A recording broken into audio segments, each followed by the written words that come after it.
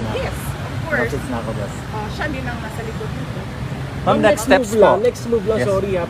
Kasi crucial itong gabing ito, pag hindi may labas yung TRO, ano next move nyo? Hindi ko alam. Hawakan ko ba yung gulong ng airplane na yan? So i-stop mo. How are you feeling, ma'am? Yes, yes.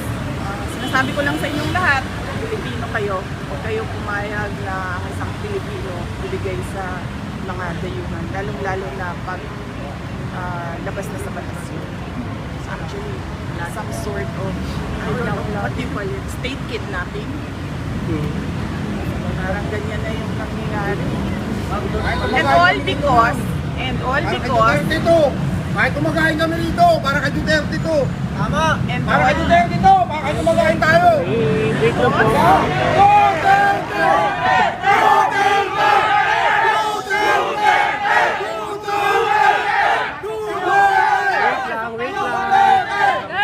Wait lang po, ha. Patapusin si Vice President. Go, Vice.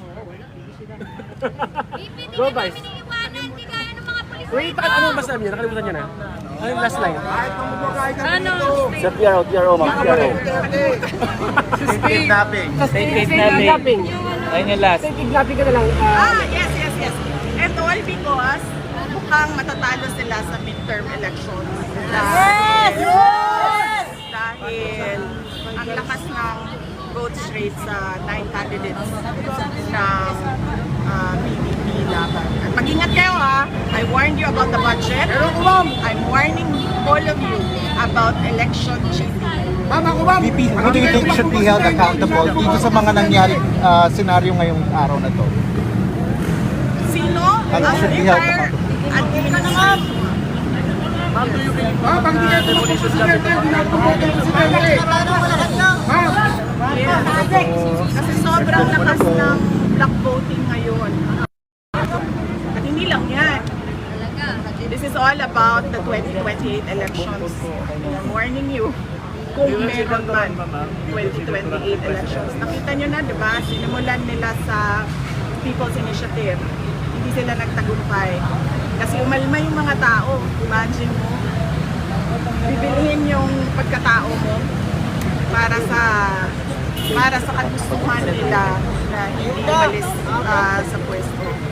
Tapos, sumunod ay impeachment para tanggalin yung kalaban. Posibleng kalaban. Ngayon, dahil lumalakas yung PDP block voting of 9 candidates, natanggalin nila si President Duterte. Ma'am, ulitin ko lang po, kumusta po yung huling pag-uusap niyo po? Dating Pangulo. Okay naman siya. Sinasabi niya kanina, sabi ko, nandito ko sa labas ng gate, hindi ako makapasok. Sabi ko, hindi kita personal na mabigyan ng instructions, pero tinext ko na, sabi ko, minessage ko sa kanila lahat, kung sino man yung nandun sa loob, ano yung kailangan mong gawin. And then he said na, huwag ka na magantay dyan, umuwi ka na. So, hindi ko rin naman magawa na iwanan ng ating dating Pangulo. Hindi dahil tatay ko siya, pero dahil hindi ko matanggap na nagiging doormat tayo ng mga dayuhan. I mean, ganito lang tayo, mga maliliit na mga tao kung ikumpara mo sa ibang bansa. Pero, alam mo yun, dapat may pride tayo ba? dapat tayo kami Pilipino. Ma'am, how is he taking this po? Magkaisa tayo. Nagkausap kami kagabi. And it was okay naman. Sabi niya lagi, daan lang sa legal. Daan lang sa legal. Yun ang sabi niya. Kaya yung discussions din namin, legal. VP, kumusta yung kalusugan niya? Kumusta yung kalusugan niya? Anong napag-usapan niyo about it? Oh, yan ang Hindi ko alam kasi kung ano yung kanyang mga gamot, ano yung kanyang mga health conditions. Ang pagkakaalam ko meron talaga siyang mga health conditions, kaya siya may nurse na kasama lagi. And then meron siyang mga gamot at meron siyang mga gadget na kailangan na kasama niya lagi. And then, ang pagkakarinig ko kanina, mataas yung sobrang taas ng blood sugar niya. Kaya nag-insulin sila. Ma'am, how true are the reports na nangingi daw po ng asylum si former President Duterte sa China and what was denied by you? Wala. I was there in Hong Kong. Wala siyang kausap from the Chinese government. And in fact, sabi niya, kung maalala niyo, 4 p.m. yung flight niya sa Cathay Pacific, di ba? Sabi niya, agahan natin ng 7 a.m. Willingly surrendering himself to the jurisdiction of Philippine authorities, not the ICC. Ma'am, habang lumalapit yung eleksyon, ma'am, tumitindi yung personal na panggigipit. Sa tingin nyo, babaliktad din po ang lahat? Kaya nga sinasabi ko kanina, sir, nandyan yung tao. I mean, tagalin man nila si former President Duterte sa equation, sa midterm elections. Nandyan yung taong bayan at lumalakas yung black voting ng PDP 9 candidates. Pero sinasabi ko sa inyo kanina, mag-ingat kayo sa election cheating. Matindi ito. Since wala na po yung since tapos na po yung alliance niyo with President Marcos, may we know kung meron bang discussion before during the campaign tungkol dito sa ganitong issue na to? Kung did you ask President Marcos, meron bang promise for him not to turn over About former the president? Yes. We did not discuss anything about Pero were there discussions before this? No, with President Marcos, no. There were no discussions with President Marcos, except that I wrote him a letter and then he replied regarding the ICC and that there will be no cooperation with the ICC and we'll release that letter. And how are you feeling, ma'am? How are you feeling? Sino ba kasama niyo sa sa plane? Ako hindi ko alam. Hindi kayo nagka- Sorry. Alam ko lang yung mga hindi nakasama sa plane, nasa Which- labas. Kasama si Kitty, o hindi nakasama? Nandoon si Kiki sa labas. Yes. And Common Law 5 nasa labas din. Yes, si Hanilet nandoon din. Okay. Ma'am, how are So you sino po feeling, yung tatlo, ma'am? ma'am, nakasama? I'm okay. Ano lang ako, kulang sa tulog dahil nagbiyahe kami kanina. Pero kumain ako kanina, huwag kayong mag-alala. Pero as vice president, Init ako. Ma'am, as vice president, ikaw pinapayagan mo pa. So parang hindi mo nagagawa yung supported power here.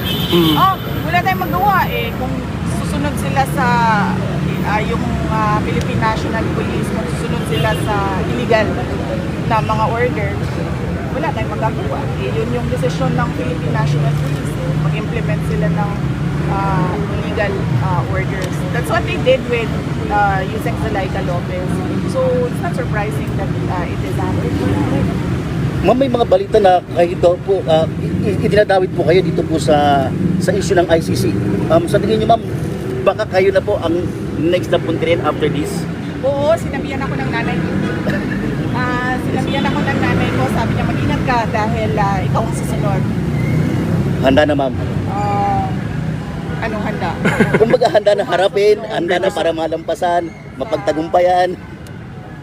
Iniisip ko lang ang gastos sa abogado Magastos kasi ang mga abogado. So yan lang naman yung concern natin sa ngayon. But so far, napaghandaan din naman yung gastos para sa mga abogado. Okay lang. Yes, my mother warned me about me as the next target for the ICC. Ma'am, ba't di pala kayo magkasabay umuwi ng Pangulo? Para pinapalayo ko ba niya sa kumbaga sa circle na kumbaga wag ka na idamay ng pamumulitika? Hindi. Kasi ano kami, kung napapansin nyo, kahit dati, hindi kami nagsasabay sa airplane. Na silang mag-asawa or kaming mag-ama. Hindi kami nagsasabay sa airplane. Kasi pag nahulog yung airplane, mauubos kami lahat. Kaya Okay. never kami nagsasabay sa mga airplane. Ma'am, Kaya hindi rin ako makapagsabi sa loob na sasama ako sa airplane na yan.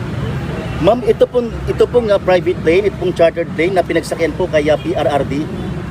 Pag-aari daw po ito ng isang congressman na si Congressman Zaldico. Tama po ba? Hindi ko alam kung sino ang may-ari ng airplane. Pero nung nakita ko na sinasabi nila na galing sa Pilipinas lang yung airplane, nakikita na natin na Private. Politiko, ma'am. ginagawa nila talaga. Okay. Ma'am, may labag po ba dito, ma'am? Sa paggamit ng private plane? Yan ang hindi ko alam. I have to talk to ICC lawyers. Sa ngayon, ang alam lang namin is dapat siya dinala sa local authorities. Ma'am, nag-update po ba sa inyo sila Attorney Torion at Attorney Vic Rodriguez tungkol po sa certiorari petition? Hindi ko pa nakausap si Attorney Vic Rodriguez at si Attorney Torion. So, ang nakakausap ko si Attorney Delgra, Martin Delgra ang nakakausap ko, and si Attorney Harry Roque. Ma'am, pag naisakay po ba si former President Duterte papuntang Netherlands, do you now consider to run for 2028 presidency? Hindi pa yan yung iniisip natin ngayon. Ang iniisip natin ngayon, una-una, hindi dapat makaalis si President Duterte dito sa Pilipinas. At pangalawa, kung pipilitin man ng gobyerno na ipadala sa Hague si former President Duterte, paano natin siya makapalit ng yan lang muna yung asikasuhin niya. And of course, yung pangangampanya ng 9 candidates ng PDP Laban. Ma'am, sabi nila ma'am, may sinabi si Attorney Trixie Angeles, ngayon lang po ma'am, after po na maisakay sa chartered Lear jet si PRRD. Ang sabi niya po, kapag umalis itong eroplanong to, mananawagan tayo ng people power. Ano po reaction, ma'am? Hindi ko kasi nabasa or narinig yung kanyang statement, so hindi ako makakomment sa kung ano nasabi ni Attorney Trixie. Pero sinusuportahan niyo po ito, ma'am? Hindi ko yan, hindi yan ang concern ko ngayon. Ang concern natin lahat ngayon ay paano mapanatili dito sa Pilipinas si President Rodrigo Duterte. So tulungan ninyong taong bayan, tulungan ninyo kami mag-isip paano natin yan magawa na hindi siya umalis. So, ma'am, tutulungan namin yan. Sabi po ni Duterte! Attorney Delgra, Wait lang muna, wait. makita kayo, makausap kayo, pero hindi pinagbigyan. How do you feel? Well, hindi na nakakagulat yung ganyan na klase na pagdidikit. Senior citizens na ngayon kung ano nangyari. Matindi daw talaga ang pagdidikit. Oppression, abuse, and greed, sabi ng mga nakakatapos. Pero ma'am, kumpiyansa kayo na hindi makakalipad ang eroplano. Wala akong confidence sa kahit ano ngayon, sir, kasi nakikita nga natin kahit ang ating government, sumusunod sila sa mga illegal workers. So, kahit ng ating mga tao, ang korupsyon sa ating budget, ang kawalan ng development projects, ang nangyari sa PhilHealth, Ang pilat namin, ma'am, kami napukulog na tao. sa Tao na ikinabang. ngayon na tila ba we are stagnant, hindi tayo umuurong forward. Nandito lang tayo nakatayo at walang nangyayari sa bayan, walang nangyayari tungkol sa kahirapan. Yan yung totoong problema ng bayan. Hindi yung ICC, impeachment. Ma'am, pahabol, nakausap niyo po si President, si PBBM, ma'am? Wala. Hindi kami nagkausap ni President Ramos. There's no talk to someone. Buong follow on with this. Thank you, ma'am. Thank you, ma'am. VP. Ay, cellphone. Aray. Hindi, nandito pala kayo. Ayan na si may yes. Pa-interview. Wala na dito pa sa Agnet. Ang dala ko ng wait.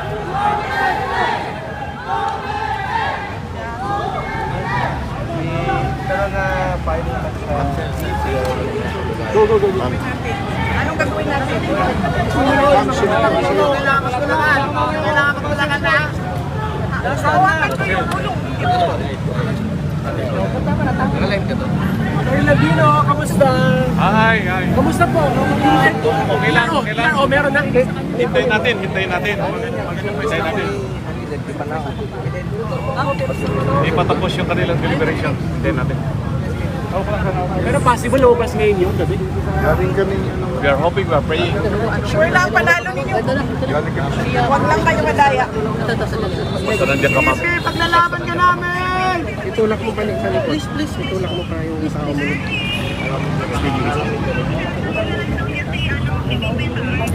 Bantayan niyo kasi yung cheating. Grabe talaga. Kaya itulak mo pa yung Okay, please. Gawin talaga nila.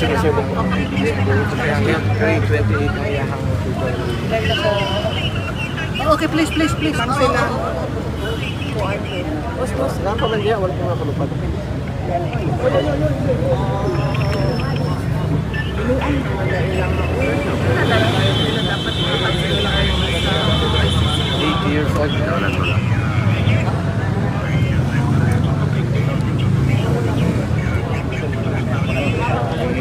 Saan kayo galing? Yes, at ni Henry, Tama siya kami Vice President sa Raul at saka ni Torrio. Sabi mo na. Di ba? Sabi kasi. Pero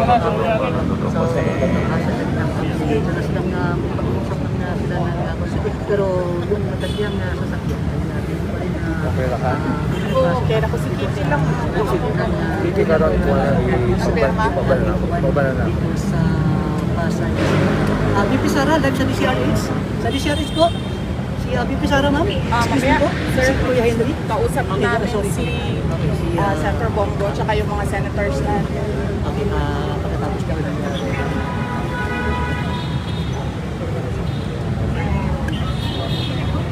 Wala na. Kuling kausap ni... Kausap.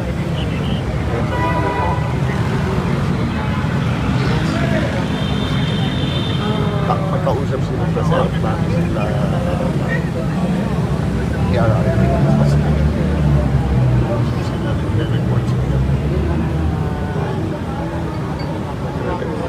Sa akin yung ano, hindi ko naman labas.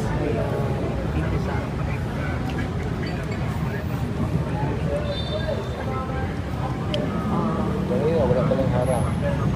Sa'yo. Yung ambulansya ayaw dipasukin.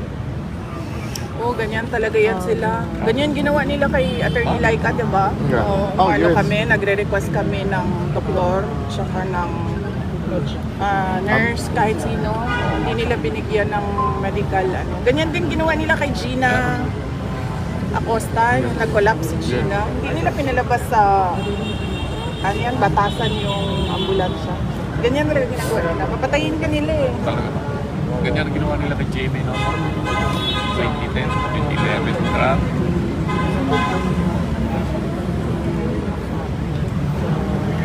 Well, This is even much worse. Much worse.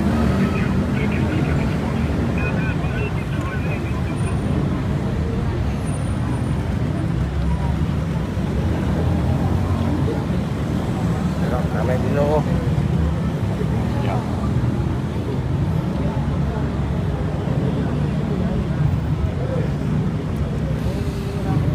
Yang yun na ako kanina, ECG niya, ayaw ko pasukin. Pauna lang may equipment na lang si Doc Agnes. Doc Agnes, sakit ko.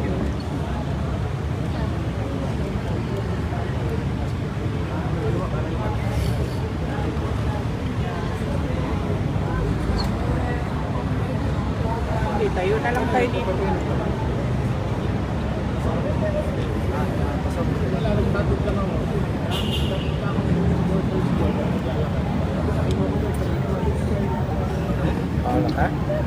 One round. Manakot lang.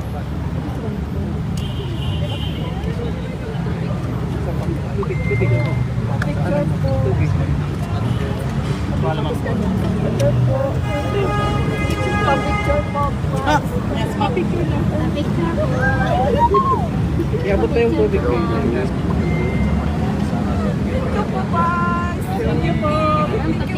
Attorney Sal. Taga Mindanao po kami, ma'am. Taga Davao, ma'am. Ano ka sa conference call sa kanila? Oo, sandali. Yes, sir. Kaya kintikitan mo yun dyan sa community. Kaya dyan.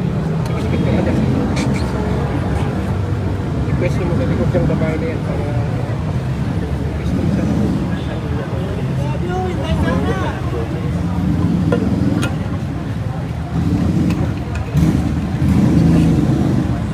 ang mahiwagang wag nyong ano to ha, wag nyong nanakawin to. Pag ito, ninanakaw ninyo, mag-aaway kayo ni Kiki. Mawala na lahat, wag lang yun.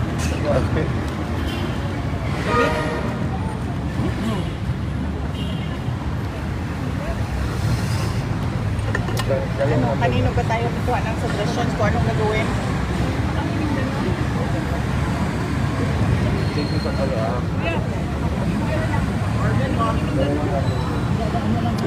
Ano sa tingin?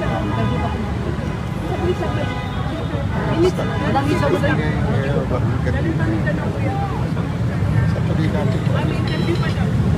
Ginagawa natin. We don't stop.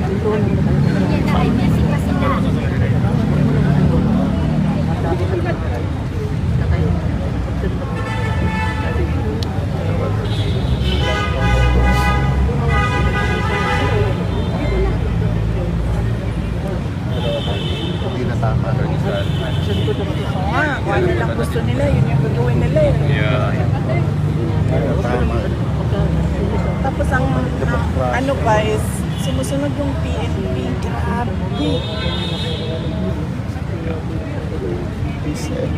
Anong nagawa kong kasalanan sa inyo?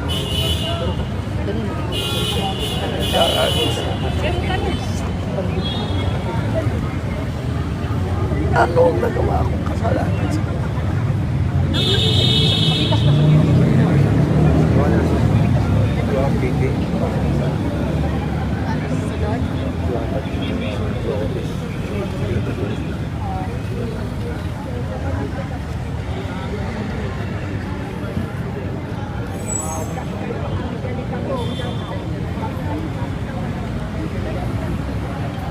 Duterte! More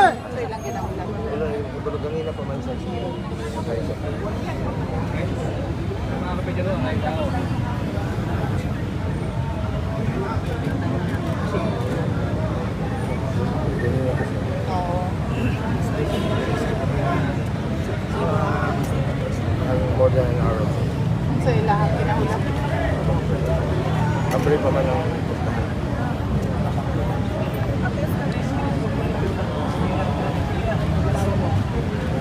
kung masasagot sila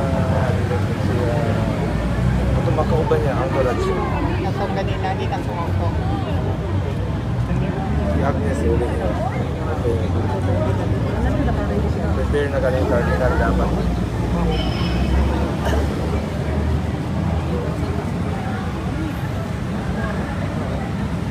Guys, sorry po, gusto ko confirm po sa date natin. Wala po po confirmation po sa siya natin. Wala sa akin. Wala akong confirmation kung saan dadalhin si former president. So yung sinasabi ko na sa date, hindi pa po Hindi. Isa yan sa mga kinukontra ng mga lawyers.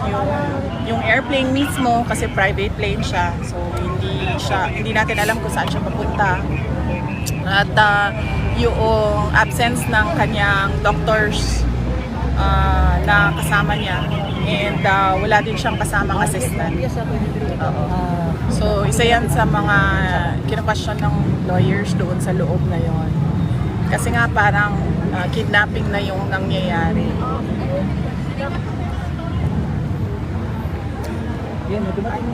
Anong gagawin natin, attorney? Salamat sa tulong, ha. Of course, Vice President. Ikot kanina before 5. Na-file ko na mo kanina. Tapos na-news kanina na issue-an dati ako. Dagan dito. Honestly, may nag-overtime doon. Baka hopefully ako. Naapoy laing report na lahi pod. But we are hoping and praying that the CJ will exercise his discretion. Well, sana. Sa Duterte kami. Kahit anong mangyari. Kahit anong mangyari. Duterte! Duterte! Duterte! Duterte! Duterte! Duterte!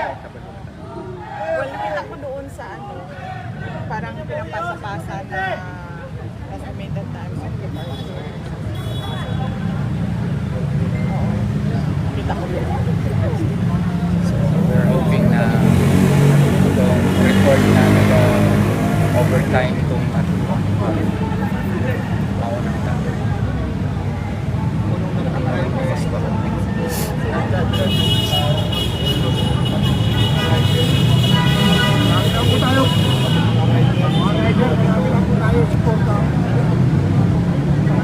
Wala may tulog. Wala pa kong tulog. Gahapon ako sa hapon ng studyan yes. So, kung mayroon akong petisyon kay Senator Bato lang, pagkagabi appeal na si